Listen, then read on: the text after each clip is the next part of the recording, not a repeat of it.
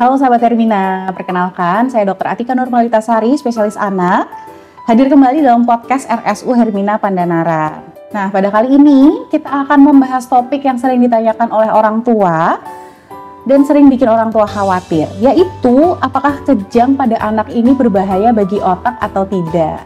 Nah, untuk menjawabnya kali ini kami bersama dengan Dr. Aliviani Hikmah Putranti, spesialis anak konsultan neurologi. Beliau adalah dokter spesialis anak konsultan neurologi di Rumah Sakit Umum Hermina Pandanaran.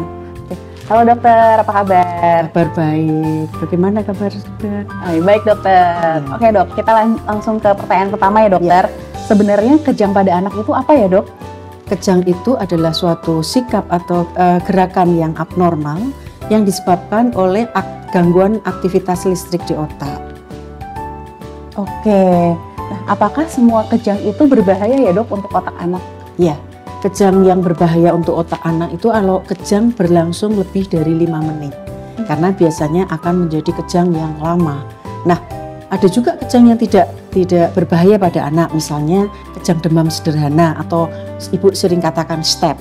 Tapi kejang itu harus berlangsung kurang dari 5 menit, kemudian tidak berulang ya. Tidak berulang dan ada pencetusnya, yaitu panas.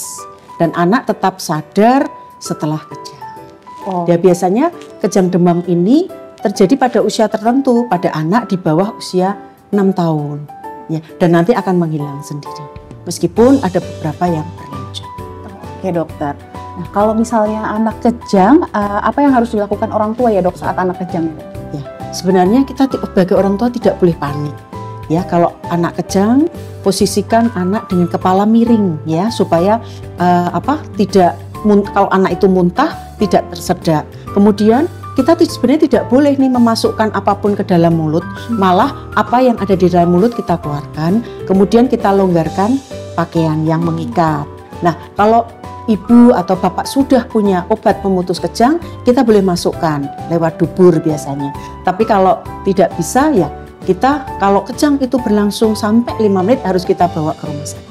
Oke dokter, berarti kuncinya adalah nggak boleh panik ya dok? Ya. Baik dokter, kemudian bagaimana cara kita mengetahui apakah kejang itu berdampak ke otak atau tidak dokter? Oh ya, untuk mengetahui bahwa kejang itu sebenarnya adalah tadi seperti sudah saya katakan, merupakan aktivitas listrik yang abnormal di otak. Sehingga untuk semua pasien kejang, terutama kejang yang tidak disebabkan oleh panas, kita harus melakukan EEG. Karena dengan EEG kita bisa mengetahui apakah itu kejang itu adalah sesuatu merupakan yang berbahaya atau tidak. Oh oke, baik dokter. Berarti EEG ini sangat penting ya dok ya? Iya, merupakan salah satu alat penunjang diagnostik untuk pasien-pasien dengan kejang. Oke, baik dokter, terima kasih dokter. Dan pemirsa harus tahu bahwa layanan EEG ini tersedia di Rumah Sakit Umum Hermina Pandanaran Semarang. Kami menyediakan layanan EEG dengan teknologi modern dan didukung oleh tim spesialis yang kompeten dan berpengalaman. Pemeriksaan EEG ini bisa dilakukan dalam kondisi sadar maupun saat tidur tergantung dari kebutuhan anak. Bagi ayah bunda yang ingin memeriksakan anaknya atau berkonsultasi lebih lanjut, bisa langsung datang nih ke Poli Anak Rumah Sakit Umum Hermina Pandanaran Semarang.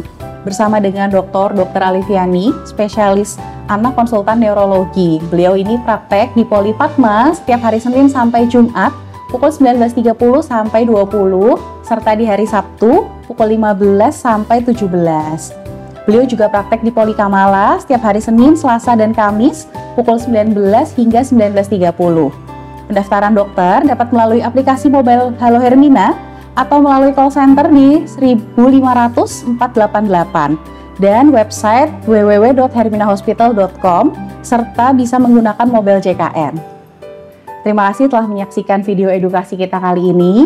Jangan lupa like, share, dan subscribe agar nggak ketinggalan nih informasi penting lainnya. Sampai ketemu pada podcast Rumah Sakit Umum Hermina Pandanaran selanjutnya. Stay healthy, sahabat Hermina.